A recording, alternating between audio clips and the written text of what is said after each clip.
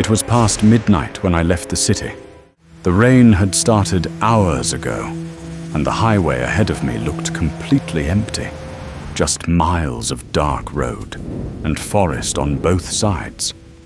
My fuel was almost empty, so when I saw a flickering neon sign in the distance, I slowed down. It was an old roadside motel. The sign read, "Highway Motel." The parking lot was empty. Not a single car, but I was too tired to keep driving, so I walked inside the reception. The place looked abandoned. Dust on the floor, flickering lights on the ceiling, and an old bell sitting on the desk. I rang it once. The sound echoed through the whole building. A few seconds later, an old man slowly appeared from the hallway behind the desk. He didn't smile. He didn't even look surprised to see me. He just stared at me for a long moment. Then he slowly placed a key on the desk.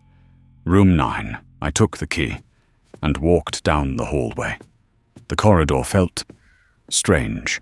The lights kept flickering, and every step I took echoed much louder than it should have. When I finally reached room 9, I opened the door. The room looked old. A dusty bed, green curtains moving slowly in the wind, and a small television sitting on a wooden table. I placed my bag down and sat on the bed. That's when something strange happened. The television suddenly turned on by itself. Just static. White noise filling the room. I stood up to turn it off, but the moment I touched the screen, it went black again. I tried to ignore it. Maybe it was just faulty wiring. So I walked toward the bathroom.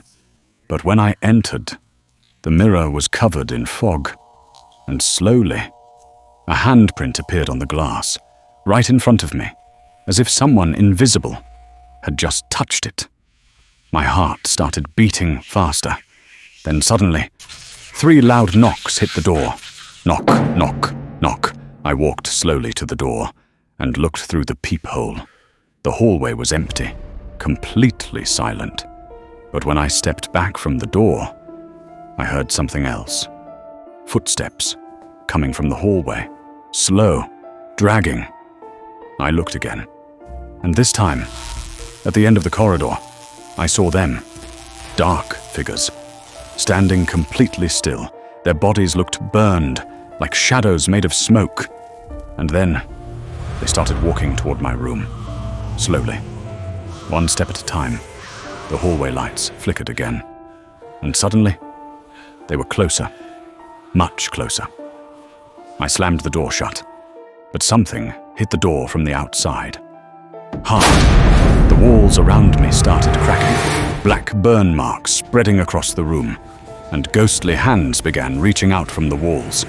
I ran into the hallway, looking for the exit.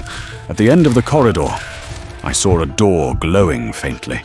I ran as fast as I could, my heart pounding. The footsteps behind me getting louder. I grabbed the handle and pulled the door open. But what I saw on the other side made my blood freeze. It wasn't the outside. It was the same hallway. Room 9 behind me again, and the burned figures, now standing all around me, their faces slowly appearing in the darkness, staring at me, as if they had been waiting for someone new to check into room 9. If you ever see a motel on an empty highway late at night, make sure you never take the key to room 9. And if you want to see more terrifying stories like this, subscribe to the channel Beyond the Shadows.